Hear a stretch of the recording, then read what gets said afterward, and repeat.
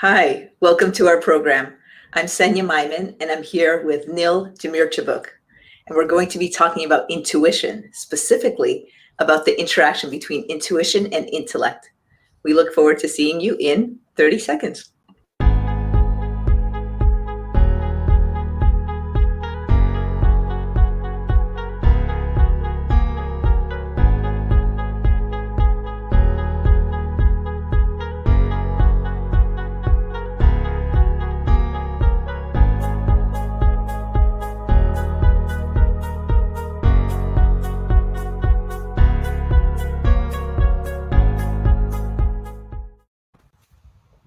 Hi, welcome to the Believe Show. Hello, Nil.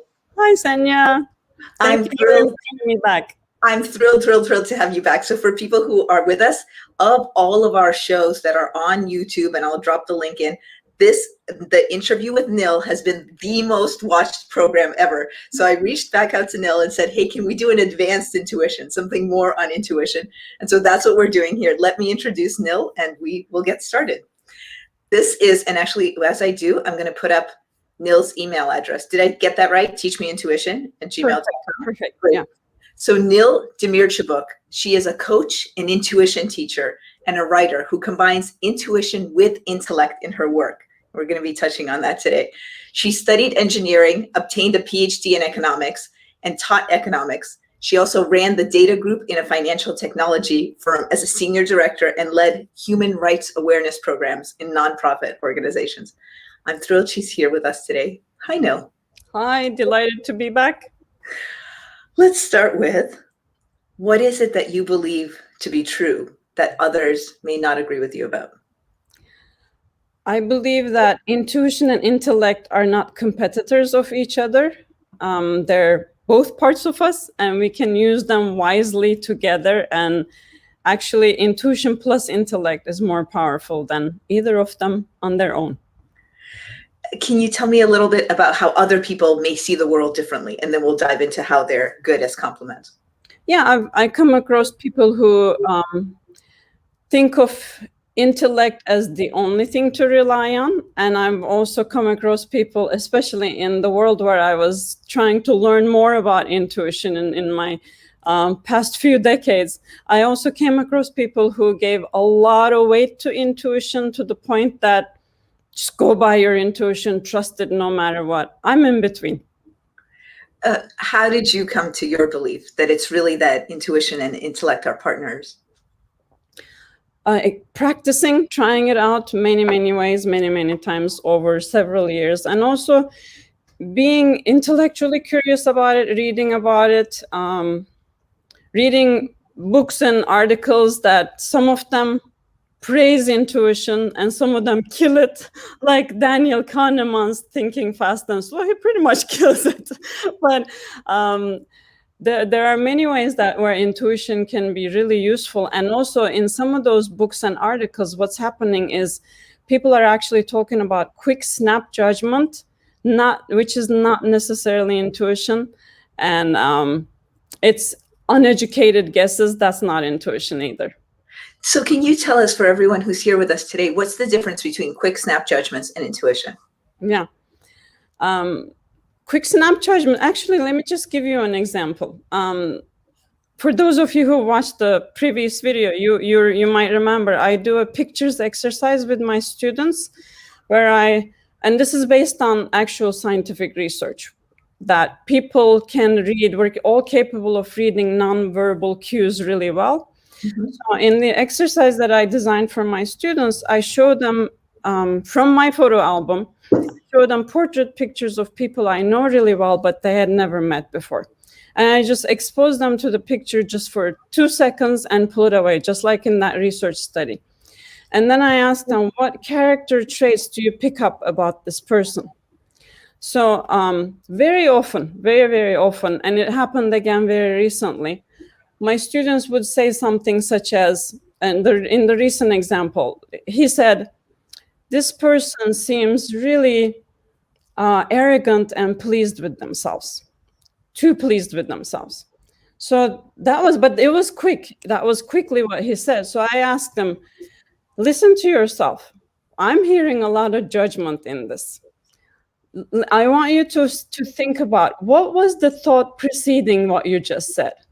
So he thought for a second and he said, "Ah, yeah, I thought that she can probably afford really fancy things and has a nice car and a good paid job at a big, large corporation."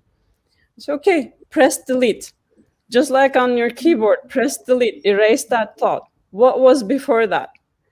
He thought, okay, oh yeah, I thought she probably has a good degree from a good university. I said, okay, press delete. What was the one before that? And we did this until he couldn't delete back anymore. And I said, okay, what are we left with? And he said, this person is smart, diligent, hardworking. I told them, bingo. That was right on, accurate. And practically almost every single time we can trace back and come to this, and it all happens in split seconds. People think this is my intuition. No, delete, delete, delete, and really come to what your intuition is. That's so eye-opening. So if I extrapolate, what you're saying is that quick snap judgment might be some intuition that we might have. This person is smart, diligent, and hardworking, but then we layer it with our view of the world or with biases. Because they're that, they must have gone to a good school, or they're this. Is that what you're saying? Yeah. Yeah. So the snap judgments, actually, it's funny because I think of snap judgment, I think it's something fast, but you're actually saying that's several layers removed from the original sense that we may have had. A lot of times, but we also need to be open to the idea that sometimes our intuition may be off. That's possible too. So that's why, as I said before, I'm saying again, every time run your intuition through the filter of your intellect. Again, unless I say every time, but there's always that caveat. If it's a simple situation and the cost of being wrong in that decision is not really big, no big deal, you want to try out your intuition, practice it, do it by all means. Otherwise, run it through your logic, run it through your intellect. I cannot say this enough. Yeah. So we're going to talk more about that. Nil, I loved in that example, because you've shared it with us before, pictures of people they don't know, but I love your additional example here where you say, press the delete on that thought. What's the thought before that? That's just a really neat way to talk to myself. Yeah. And sometimes when I say this, people may think, well, how do I know how I got to that thought? No, we know. For example, you're just about to start a work project, and all of a sudden you start, and before you know it, you're thinking about the rusty paint cans in the garage, and then, what? How did I get there? And you can trace yourself back. Oh, because when I thought about that project, I thought about the old project we worked on with that team, and that made me think about the old things in the garage, and then the rusty paint cans. You do it. So do it more often, especially when you're practicing intuition. Go back until you come to the root. The root. Let me put up a comment that somebody who's with us is saying. Avinash is saying, today in business, there's a bias to depending completely on data. And he's suggesting that you should use a combination of data, insights, and intuition. I love that. Thank you, Avinash. Thank you. Yeah, I agree 100%. There's so many places I want to go with you. What is it you most want to tell the people who are with us about how to make them complements, intuition and intellect, how to make them complements? Yeah, in addition to the example I gave you, especially in what I think of as slow intuition versus fast intuition. Now, fast intuition, for people who, again, may not have seen the previous video, you know how last time I talked about priming your intuition. So when you're learning about or you're getting used to practicing intuition more, the first step is to prime yourself for intuition when you're going to tap into your intuition. Because here we're talking about accessing our intuition on demand. It can, of course, be, and it is for everyone, happening naturally, but we're trying to also learn ways of how can I use it when I need it. So priming yourself for intuition, as a reminder, is doing anything that elevates the mood and relaxes the mind, stills the mind. There's actual scientific research saying, for example, Annette Bolt, Thomas Goschke, and Julius Kuhl did a study in 2003 where they were presenting the participants with word groups, and there were really subtle, small connections, associations. And when people were primed for positive mood before the exercise, they were great at it. When they were basically put into a foul mood, they were terrible at it. So it's been proven that intuition works better. And in that example, people were really relying on their intuition because of the very subtle clues. So intuition works better in good mood and in still mind. Because we're pulling information from our subconscious, stilling the mind is really important to make room. By quieting down the conscious processing, we're making room for the unconscious process for it to rise up to awareness, basically. So good mood, still mind, prime yourself for intuition. And then you drop your question into that stillness and you get your intuition. Then you run it through your filter. So that's fast intuition. What is slow intuition? That's for especially complicated problems and for creative problem solving. So this is something, again, we're all familiar with, how we just mull over something, ruminate, and let it simmer, take a break from it, and all of that. So Kenneth Gilhooly in 2016 did this really wonderful review paper on all the scientific studies in cognitive science and psychology that looked at this, what I just mentioned, the conscious work period and the break period. Mm-hmm. And they call the break period incubation period. So he reviewed all these scientific research looking at how does it work, which way does it benefit. And we're all really familiar with the delayed incubation. Again, incubation is the rest, giving the problem a rest. In delayed incubation, just to simplify it, think about solving a crossword puzzle, for example. You look at the crossword puzzle, really tough clue, and you read it, you think about it, you go at it, and at some point you just, you give up and you set it aside. Then you just totally forget about it, and that evening you're taking a walk, and all of a sudden pops into your mind, the solution is right there, right? So that's intuition, that's slow intuition, basically. It had that simmering time from subconscious, all the clues were connected, and we were relaxed, having a good time. The solution just came, yeah. So make a distinction. It's actually funny because it almost sounds to me like the slow intuition you're describing actually has almost like a fast aha moment. Let me describe my question. So the fast intuition that you're describing, you said, get into a place where you're in a good mood and you have a still mind. You're priming yourself for intuition. Ask the universe the question. That's fast intuition.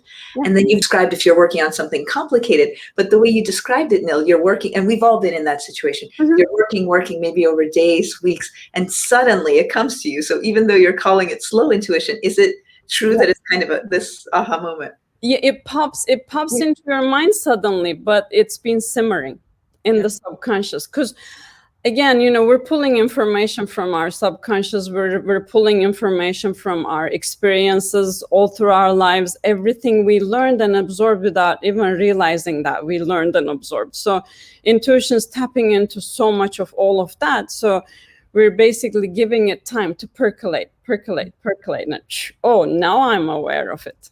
Yeah. So there's the suddenness, but there's the percolation simmering.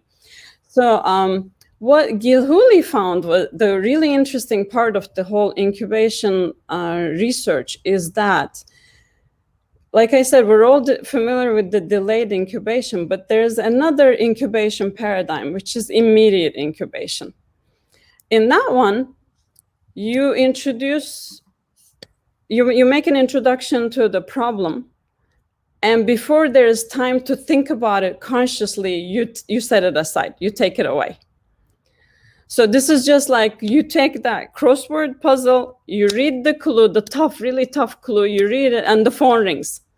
I didn't even get to think about this, but the phone rings is a good thing, actually, because it gives you an immediate break, immediate incubation period. For the unconscious.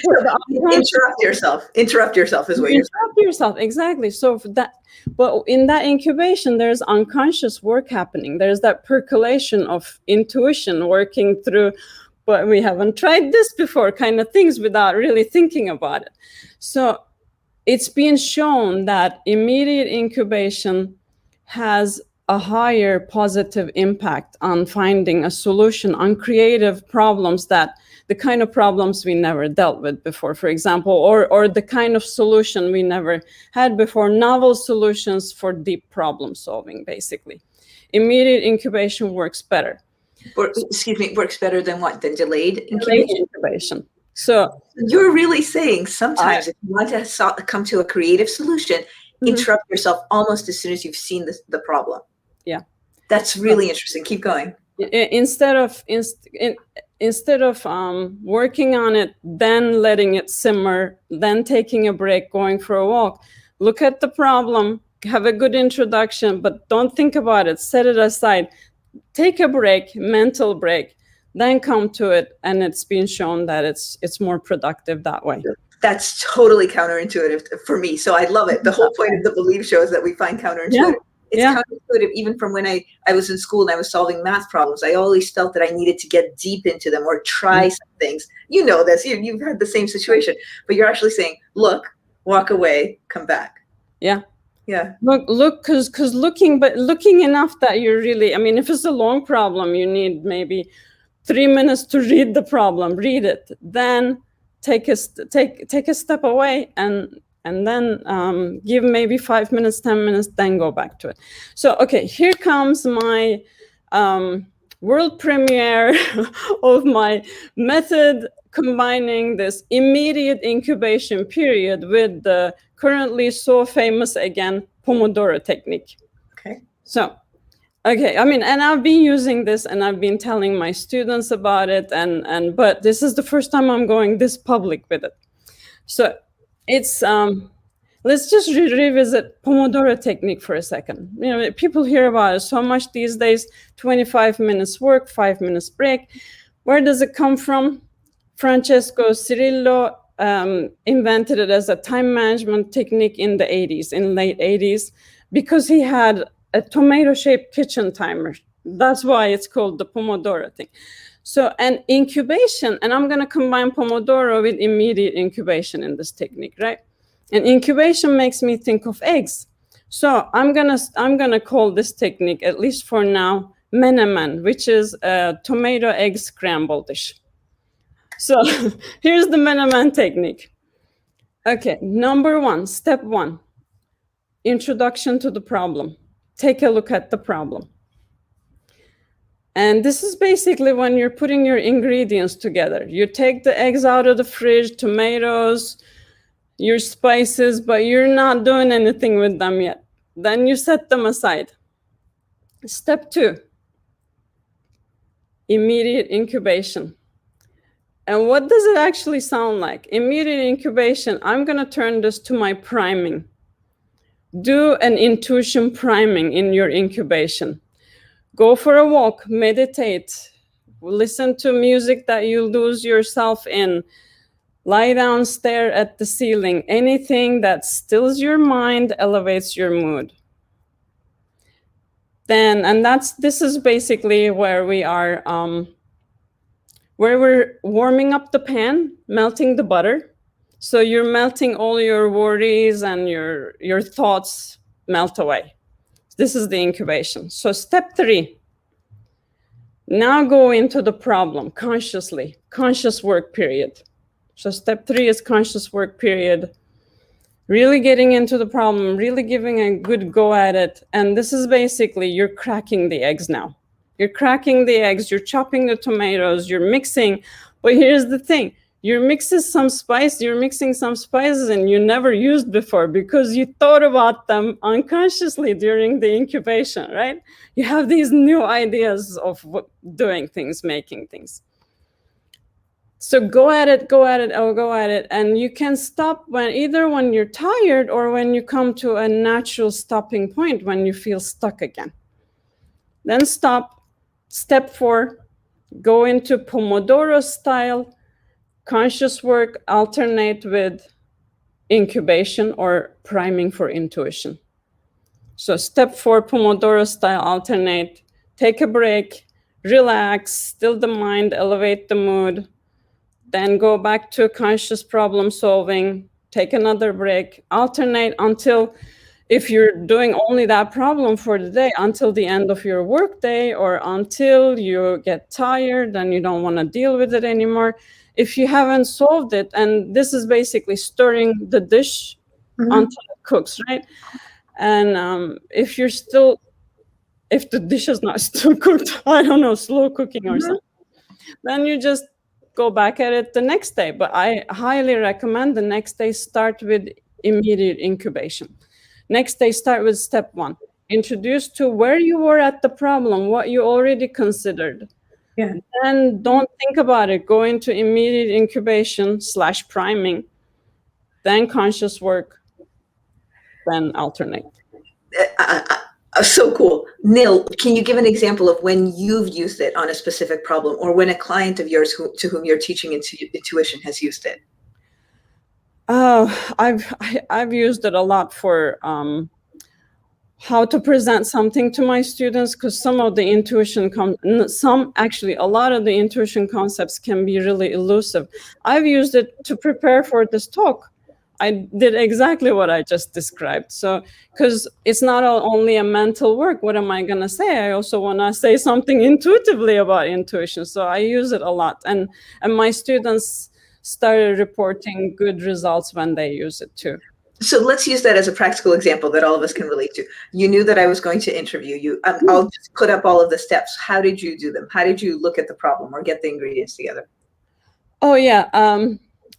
I looked at the problem as, I want to do this talk in a way that people can relate and understand, and not stay in my own world of having assumptions, and not to make it too simple either, because we've already talked about it and I'm talking to intelligent people.